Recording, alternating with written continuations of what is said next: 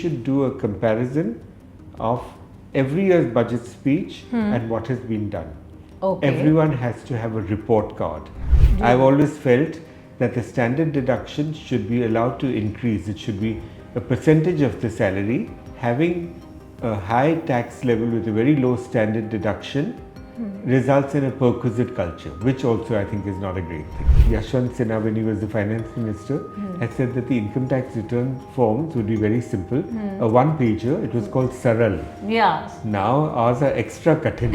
Retrospective amendments are not good at all. So whatever you have to do should be done prospectively.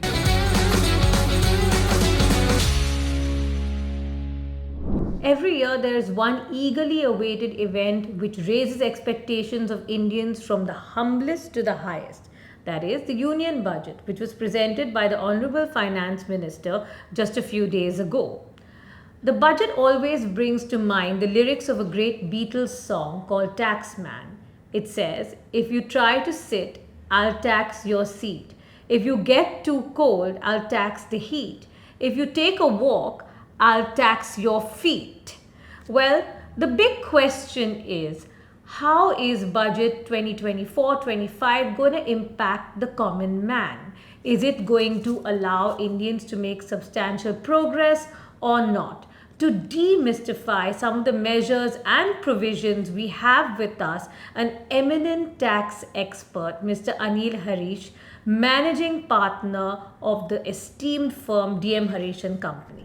Welcome to Buzz by the Bay. Thank you. This is a budget season. It's always so much anticipation and excitement around the budget in India, right? I mean, it's like a big event for everyone and always has been. What's your first impression of this budget? My first impression is that actually we've seen many such budgets in the past. Okay. From a tax point of view, we find that there are so many changes always proposed to the Income Tax Act. For instance, this year's finance bill has 99 clauses which will amend the Income Tax Act. In February 2023, there were 122 clauses. So this is something that we are used to. There has not been anything revolutionary from a tax point of view in the sense that the tax rates have come down substantially or that the tax rates have gone up substantially. So in a way we are glad that the rates remain the same, but the manner of going about these is not good. When the finance minister made the speech and the prime minister also made comments, they said that the budget is to empower the middle class. But I've seen a lot of comments on social media which describe the budget like this. They say the rich get tax cuts, the poor get freebies, but the middle class really suffers. Is that so? There is no significant benefit to the middle class. Those who are salaried employees will get some benefit in that the standard deduction has gone up from 50,000 to 75,000 rupees in a year. If one has opted for the new regime of taxation, which is another complexity. Yes. But anyway, the tax benefit will be about 8,000 rupees, and the maximum tax benefit, taking into account all these changes, is about 17,500 rupees per year. So not significant, I would say. That's not significant. But the individual tax rates have been tweaked slightly, right? Yes. So not significant at all. Not significantly. See, one is that the standard deduction for those who are employed. Yeah. A person who is employed does not get to deduct expenses which relate to his employment on an itemized basis. For instance, if a person is employed and he has his own car, he need not be getting a car from his employer. He has his own car. He cannot claim deductions for his petrol expenses and for the depreciation on the car. Yeah. What he is given is a standard deduction, which is only 50,000 rupees. Right. And which now has gone up to 75,000 rupees. Okay. Then there are a few other things like this, where, for instance, if a person has an account with the National Pension Scheme, then to the extent of 10% of his salary, this was going to be allowed as a deduction. Now it will go up to 14%. Okay. So there are a few small things like this, but the difference is not significant. So, all right, it's really not that significant, which is why, there are people who are saying that, like you said, that there can be a maximum saving of up to 17,500 per year. Per year. Per year for a salaried Yes. employee, which is quite little. And there's a full range of salaried employees, those who earn, say, 1 or 2 lakhs or 3 lakhs a year, Yes. and those who earn 2 or 3 or more crores a year. Right. But each one of them will get that maximum standard deduction of 50,000 or 75,000. Whether your income is 10 lakhs or your income is 10 crores, you'll still get the same standard deduction. I've always felt that the standard deduction should be allowed to increase. It should be a percentage of the salary. So if you earn 5 Yeah. lakhs, you'll get 50,000. If you earn 50 lakhs, you ought to get 5 lakhs. Okay. If you earn 5 crores, you ought to get 50 lakhs, because there are so many expenses that go with being Yes. employed. You have your car, you have your clothes, you have to wear maybe Absolutely. suits and ties, you have to keep up to date with information, you have to get magazines, you have to enroll for seminars. All that is not allowed. It's only if the employer chooses to give you these benefits, then some of them get tax free. Okay. But then having a high tax level with a very low standard deduction results in a perquisite culture, which also I think is not a great thing. But as you said, okay, we don't want this perquisite culture, but at the same time, you feel that the standard deduction should correlate with your salary, which is logical. Which is totally logical. So then why do you think it hasn't happened? Representations have been made. I made one many years ago, but there was no response. Really? But one would think they take, expert opinions and They advice. take, but do they keep? Many people are saying they're sort of giving with one hand and taking with the other, because this whole capital gains, which has been now the focus, even with the long-term capital gains, is removing of this benefit of indexation. So what is your view on all that? This will have an impact, but let's take each of these aspects separately. Yeah. One aspect is that we had different periods for determining whether an asset was a long-term capital asset or a short-term capital asset. Right. We had a 1-year period, a 2-year period, and a 3-year period. Now they've done away with the 3 years, so to that extent they've simplified it. They've said an asset is long-term if it's a listed security and if it's been held for more than 1 year. All other assets, whether it's land or gold or houses or unlisted shares, Yes. the period is 2 years. So they've removed the 3 years. Okay, so therefore that is a simplification. Okay. Then they have increased the rate of tax from 10% to 12%. Yes. Plus surcharge plus cess. Yes. In the case of listed securities. 12.5 or 12.5. 12.5%. 10 to 12.5% plus surcharge plus cess. Yeah. They have increased that. But at a point of time when the stock market is doing so well, I think most people will not really mind that very much. Okay. And the stock market has bounced back in the last 2 or 3 days. So I think that's okay. That's something we have to take in our stride. Yes. So they've put one rate, 12.5% for everything, whether it's Justice your Oliver shares. Wendell Holmes said, taxes are the price we pay for civilization. So we have to be prepared to pay some taxes. No, we have to be prepared to pay some taxes, but ultimately it shouldn't be at a level where you're discouraged. Yes. Right? You shouldn't be discouraged. Also, it should be simplified and rationalized. Yes. That being the main thing. I think it is simpler and more rational now, this part with the capital gains tax. Okay. But the only thing is that I don't like is that it was brought in with immediate effect on the date of the budget. Okay. In that sense, it is retrospective to some extent, because the person may have planned the day before that he was going to sell an asset, or he may be in the process of selling an asset, say an immovable property. Yeah. And he had worked out his tax liability and planned for it, etc. Yeah. Now those plans are set at naught because of the change. And as we discussed earlier, in the event, for instance, the Lok Sabha and the Rajya Sabha and the President do not pass this bill, then we are back to the pre-23rd July situation. Oh my God, that is going to be a on real our two mess. chief ministers who got a lot of benefits under the budget. Yeah, so Bihar and Andhra Pradesh, they got a lot of benefits under the budget, right?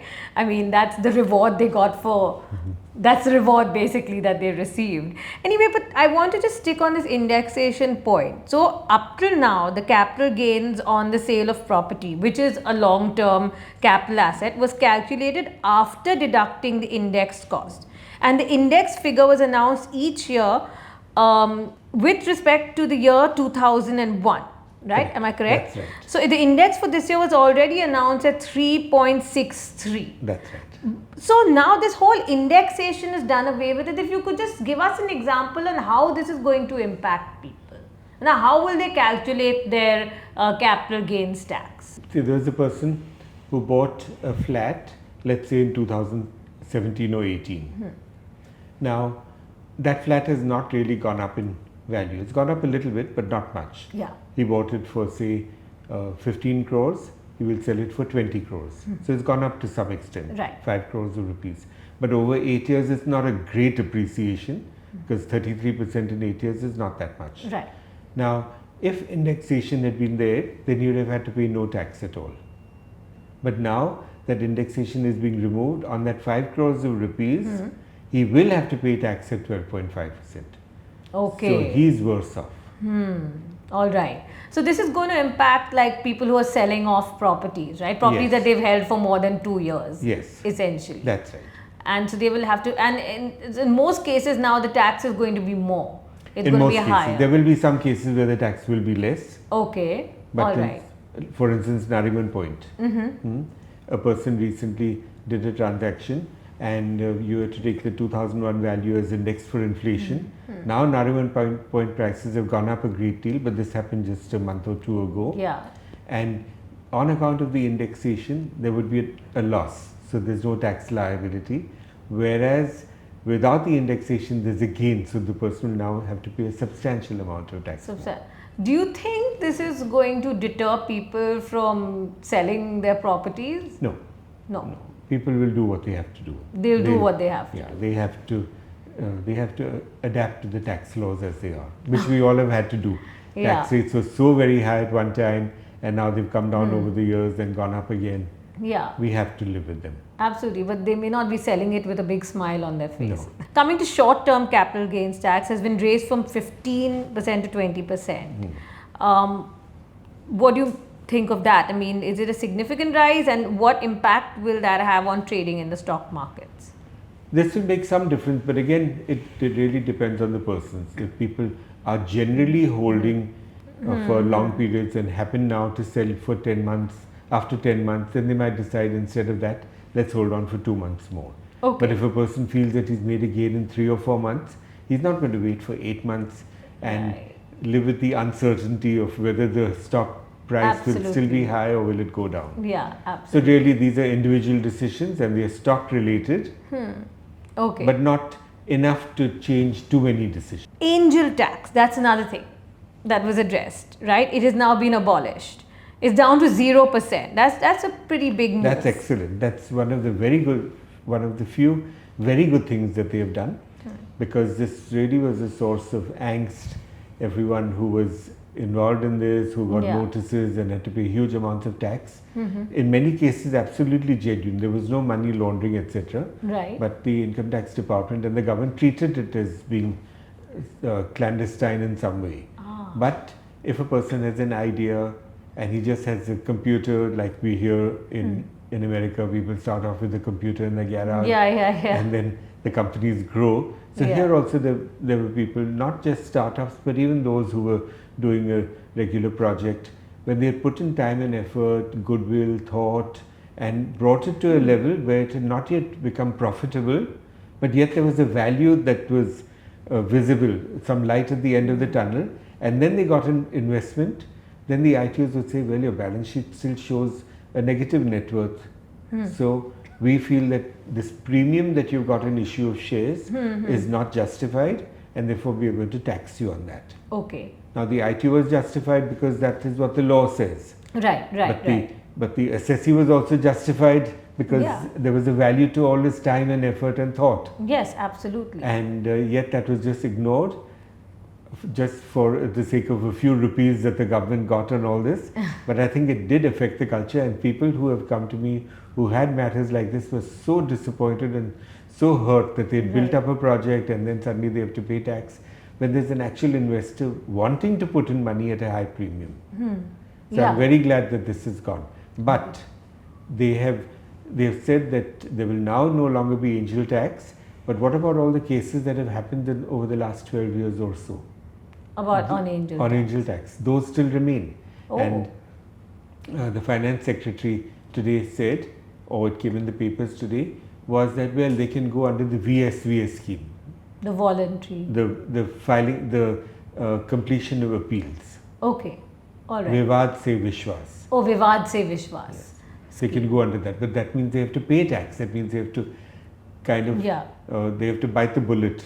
Whereas Right. they would have a good case, but in order not to have more interest and penalties, they'll rather finish it. But that's not a good solution. If you believe that the angel tax should not be there, then do that with retrospective effect.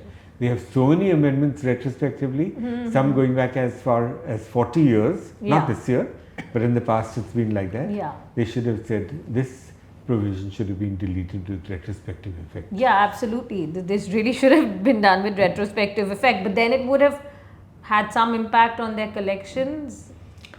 But not significantly, I think. Okay. So, what was the objective of introducing it in the first place? You're saying in case they thought this was money laundering Yes.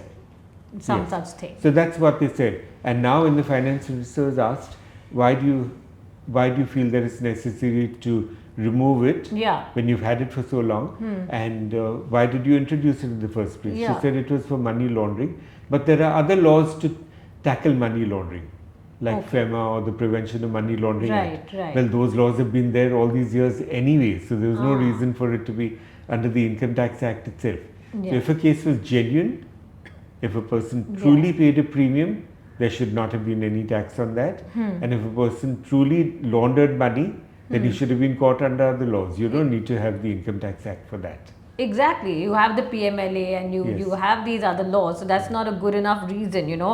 I mean, but why do you think they then now brought it down to zero? Obviously to promote some sort of startup to culture. promote the startup culture, maybe they got representations from a few big companies overseas who wanted to put in money into India. Right. Because many companies in India have also shifted their locations to outside India, Right. to Singapore and other places. So perhaps less money was coming in than they thought would. So- The FDI Yeah. has been less in this year compared to last year. So you think this was probably one of the reasons to avoid Yes. this angel tax? That's They right. then moved their base. Yes. So now hopefully it will bring some of those businesses Back to back. India, and other businesses which are here will not want to move and Yeah. will feel free to get as much money as they can. Are there any other new measures, other measures that you particularly like in this budget or particularly don't like? See, there was in income tax raids, when there was a search and seizure action, they earlier had the concept of a block assessment. That when they carried out a raid, they said that in the nature of things, there will be records which are not, there will be accounts and documents which are not part of the official record. To relate them to a particular year becomes very difficult. Right. Suppose a person has maintained a diary, or a person finds a lot of, or the income tax department finds Yeah. cash or gold, Yeah. then they don't know whether it relates to that year or to another year. Yeah. And there were disputes about that. So they used to have a block assessment scheme. They said we will look at the income of the last 6 years, treat it as one block and tax it Yeah. accordingly. Then they removed the block assessment scheme and now they brought it back in again. Oh. So this is what they do, that they come up with a scheme, let it go on for some years, change it completely and then maybe bring it back. So they keep talking about simplifying, rationalizing. That's not really happening. Generally it's not happening. I don't find much rationality in this, that you had this, you took it away and then you brought it back in again. Some things are simpler, like the capital gains tax Yeah. I mentioned, but there are many other provisions which are not especially simple. And there are contradictory things. For instance, they've said that the TDS on brokerage and on commissions, etc., in many cases will be reduced from 5% to 2%, which Yeah. is fine. Yeah. It doesn't make much impact, doesn't have much impact on the collections, because ultimately a person has to pay tax. Right. TDS is only an advanced mechanism. Right. Hmm? Right. But in the case of a person who is a partner of a firm and gets a salary from the firm or interest from the firm, now there's going to be TDS on that. Oh. So on the one hand, they are reducing the TDS rates, and on the other hand, they are increasing them or introducing TDS when it has not been there for the last 20 years and more. Oh gosh. So it just complicates things. You have to see when does it apply, does it affect any particular person, then you have to inform all those who are concerned, and people will slip up. Yes. Someone will miss out on this. Yeah, and you slip up and then you get hauled up by the authorities, Yes, right? tax, interest, penalties, Yeah. and sometimes prosecution. Do they make it deliberately difficult to levy penalties Let's hope on not. people? Let's hope not. But I mean, for you tax experts, these are all very complicated issues. Yeah. I marvel at how you all can handle these issues and understand them also, because for the layperson, it's And fairly difficult. many years ago, Yashwant Sinha, when he was the finance minister, had said that the income tax return forms would be very simple. A one-pager, it was called Saral. Yeah. Now ours are extra cutting. Do you think, there are some entrepreneurs out there, big businessmen out there who say that we need a totally simplified structure, we need a complete overhaul, like a regime change in taxation. Like maybe even like a single tax rate of 20% for income above 10 lakhs. Means if you make a penny above 10 lakhs, you pay 20%, below that, nothing, What do you think of a bold measure like that? I think we need it. We really need it. Now it happens that we've got very few assessees in India, partly because of the agricultural income being free of central income tax, because under the Constitution of India, that's a state subject. Yeah. So the centre can't charge tax on agricultural income.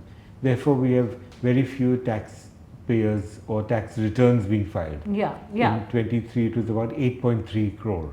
Yeah. Which is not a huge number with the population of 130, 140 crores. So they talk about the figures of number of returns being filed or number of assessees, but you don't get so much from all those, the large number of assessees. You really get the income or the tax revenue from those who have higher levels of income. Absolutely. And therefore simplicity is absolutely the need of the hour.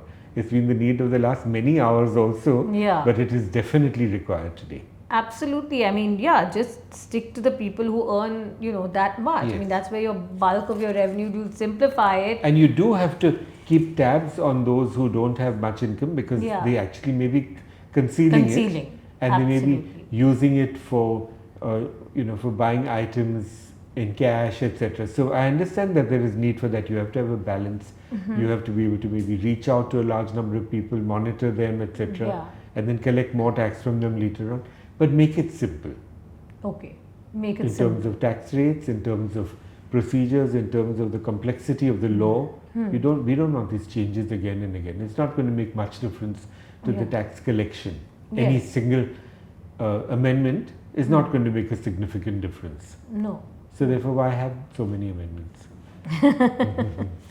Just to, I don't know, trouble people like you, trouble everyone, who knows. But of course, we've come a long way from the era when the highest tax rate was like 97.75%, where to buy an ice cream of 1 rupee, you needed to earn 100 rupees. I mean, we've definitely at least come a long way since then. We've definitely come a long way. And we are very happy with this level of taxation. Of course, it could be brought down a little bit. We'll always want that. But Mr. Chidambaram in 1997 reduced the income tax rate to 30%. After that, they've added on surcharges and cess, etc. So today for individuals, the maximum is 39.25. It's still in that range of 30 to 40. So it's okay, it's acceptable. And we are very lucky that we don't have inheritance tax. Yes. When we had estate duty from 1953 to 16th March 1985, then the maximum rate of estate duty was 85%. Oh my God. So, in order, if a person died, for his family to be able to pay that estate duty, they'd have to sell an asset. And they'd have to pay a huge capital gains tax on that asset, and then only have money enough to be able to pay his estate duty. Thank God, because there were some murmurs about estate duty during the election campaign and from the opposite. And we have to thank Sam Pitroda for putting his foot in his mouth. Okay, because he said something on estate duty, everybody came down on him, and then thanks to that, we're not going to have estate duty. Because clearly everyone showed their like horror and disapproval with the idea. What about the emphasis on the incentives to promote employment and skilling of interns? What's your opinion? You have interns in your firm. I mean, do you feel you need such incentives and subsidies? I think job creation has always been very, very important, and it's never really been given effect to in the provisions of the Income Tax Act. They've had a number of schemes. Many of these schemes are good, the rural employment guarantee schemes, etc. And now they've come out with a number of different schemes for those who will be new entrants to the workforce, whose names are going to be on the EPFO, the Employees Provident Fund Organization, that in some cases they'll give 5,000 rupees a month for 3 months, and then in others they'll give 3,000 rupees for 2 years and 6,000 rupees extra, and so on. So these employment schemes are good on paper. How easy they will be to implement in practice is a different issue, because there'll have to be so many records kept of this. But talking about this internship scheme that you mentioned, see, what the finance minister said is that we plan to have to include 1 crore people in this over the next 5 years. Right. That means say 20 lakhs per year. Yes. On an average. And she said that this will be aimed at the top 500 companies. If you have 500 companies employing 1 crore interns, that comes to 4,000 interns per company. That's a lot. So can you imagine, each of these big companies will have to have 4,000 interns. Yeah. And what if those interns leave and new interns come, someone doesn't stick out the 12 months? Okay. How do you go about that? And then they have to pay for it partly out of the CSR funds, which they're doing anyway. So they should have just said, please appoint interns. It's not restricted to just the 500, because there'll be so many issues. How do you select 500? Is it on the basis of market cap on the first day of April? Yeah, exactly. Is it only for listed companies? Does it apply to unlisted companies, which are also large? Why should other people not be involved in this? Because if internship is very important, employment, skilling are very important. So why should not everyone in the economy be involved in this? In fact, many years ago, there used to be, when we needed foreign exchange, then there was an export markets development allowance, which was a weighted deduction. That if you spent 100 rupees, you got a deduction of 133 rupees. Okay. So you save tax because your expenditure appeared to be more than it actually was. Yeah. And we've always felt in our home and in our firm that this is the kind of thing that we need. That if they can have different variations, they can say whatever you spend on employment, we will give you a weighted deduction. So if you spend 1 crore of rupees on employees, they'll give you a deduction of 1 crore and 33 lakhs. Right. Or 1 crore and 20 lakhs. Yes. So therefore you're saving on some tax, which then incentivizes you to appoint more people rather than buy more computers and having more labor saving devices. So it should be something simple like that. Now to monitor these schemes that you've said is going to be so very difficult. To identify the companies, to see how many people they are appointing, how will they appoint 4,000, and the scheme is only going to be for 5 years. What happens after 5 years? Do they have to just stop the scheme? Just make it a part of life forever. Don't restrict it to 5 years. See, we want everyone to appoint interns. So whatever you pay to an intern, whatever you pay to a new employee, we will give you 100% extra deduction on that. Not necessarily for your existing employees, but for new employees. Yeah, because that will actually more, that'll be better than these sort of incentives that they're talking about now, to actually give a sort of tax benefit. So the government is not involved in these subsidies, because now the government will have to pay out so much, keep records. That means there'll be form filling, there'll be audits, there'll be accounts, there'll be penalties if you make a mistake, if you don't file your return, or if you've made some kind of error. I hope someone from the authorities listens to this and implements these good revolutionary beneficial ideas. Last couple of questions. What's your view of Nirmala Sitharaman overall as a finance minister over her several budgets? Budget speech is always good. All right. But what goes into the budget, as I said, is two things. One that we are concerned with is the provisions of the tax laws, and the second is the actual allocation of funds, etc. The provisions of the tax laws keep changing. Yeah. Luckily, these are not many significant changes other than angel tax and the indexation, etc. The others are okay, TDS here, TDS there. We are not really bothered about that at a macro level, although we do have to be at a micro level. Yeah. In terms of allocation, well, I think this is something very important, and no one is actually doing this. We should do a comparison of every year's budget speech and what has been done. Okay. Everyone has to have a report card. What we need is stability, which we are not getting in the tax laws, and we need accountability, which we are not getting. If you look at the speeches of the earlier years, they talk about so many different schemes, and then what's happened to those schemes? We do not know. Really? There was the Nirbhaya scheme, if you remember, after that horrific incident in Delhi, but we never hear about that. What's happened?